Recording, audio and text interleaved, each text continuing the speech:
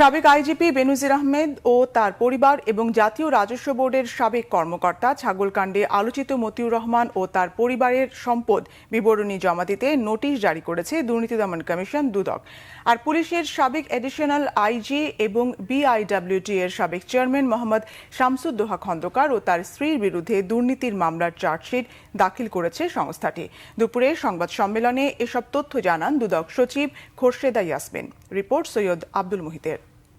এবার দুদকের জালে সাবেক আইজিপি বেনজির আহমেদ এবং জাতীয় রাজস্ব বোর্ডের সাবেক কর্মকর্তা মতিউর রহমান তাদের বিরুদ্ধে দুর্নীতির মাধ্যমে অবৈধ সম্পদের পাহাড় গড়ার অভিযোগ ওঠায় তার বিবরণী জমা দিতে নোটিশ জারি করেছে সংস্থাটি। শুধু তারাই নয়, সম্পদের বিবরণী দিতে হবে বেনজির আহমেদের স্ত্রী ও 2 মেয়েকে এবং মতিউরের 2 স্ত্রী এবং প্রথম স্ত্রীর 2 সন্তানকে।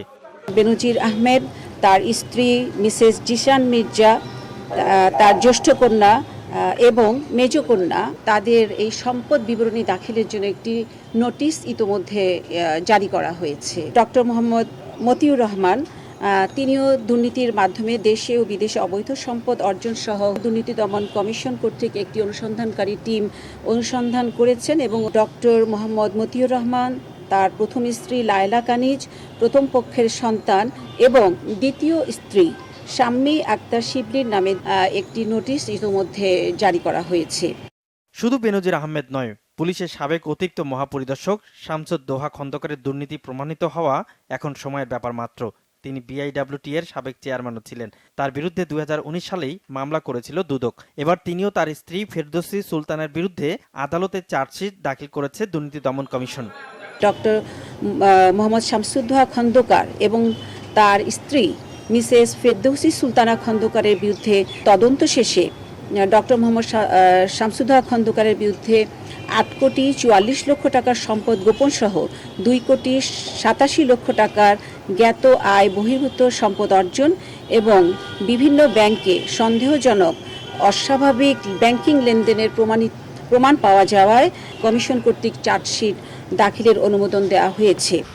এদিকে দুর্নীতি রোধে সরকারি কর্মকর্তা কর্মচারীদের সম্পদের হিসাব আইন অনুযায়ী সংগ্রহ করতে নির্দেশ দিয়েছে হাইকোর্ট।